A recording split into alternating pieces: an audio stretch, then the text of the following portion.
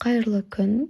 Біз бүгін VR, AR технологияларына шолу жасаймыз және олардың оқытудағы қолданылуын талдайтын боламыз. Ең алдымен VR, AR дегеніміз не деген сұраққа жауап беретін болсақ, VR бұл виртуалды шындық, AR ол кеңейтілген шындық, яғни бұл технологиялар оқытудың келешегін айқындайтын ең маңызды инновациялардың бірі. VR технологиясы оқушыны толығымен саналы түрде жасалған дүниеге алып барады, ал AR технологиясы нақты шындыққа цифрлық элементтерді қосады. VR технологияларының негізгі принциптері. VR технологиясы оқушыны толығымен басқа дүниеге алып баратынын айттық. Бұл үшін арнайы дұрыс шлемдер, қол үшін контролерлар және кейде толық дене үшін сезгіштер қолданылады. Сурет, дыбыс және кейде сенсорлық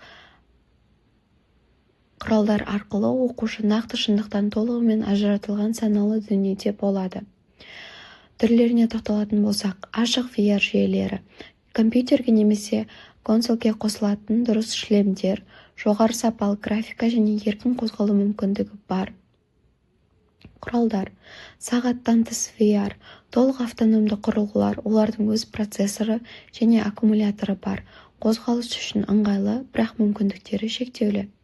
Мобильді VR, смартфонды пайдаланатын қарапайым шлемдер, ең қолжетімді нұсқа, бірақ сапасы төменірек болып келеді.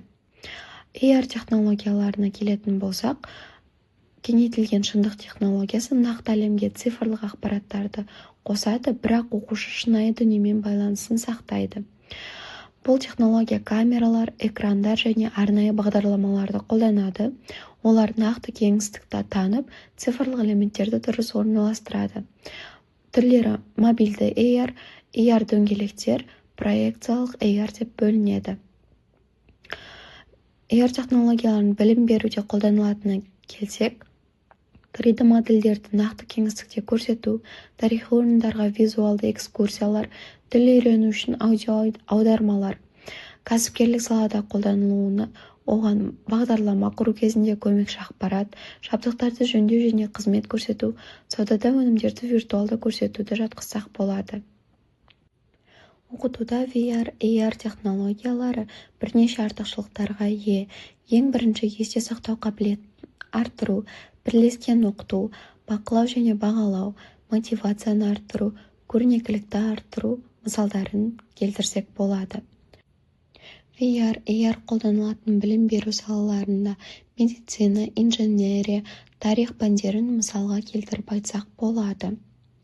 Жетістіктеріне келетін болсақ, Мемфис университеті 90% оқушылар анатомияны жақсырақ түсінген, Стэнфорд AR арқылы ағылшын тілін үйренуді 30% тиімдірек болған, Москва мемлекеттік университетінде VR лабораториялары ашылды.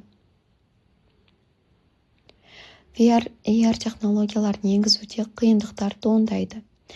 Ең бірінші құрылғылардың қымбаттылығы, екінші техникалық дайындық, үшінші бағдарламалық қамтамасыз ету, төртінші оқушылардың дайындығы.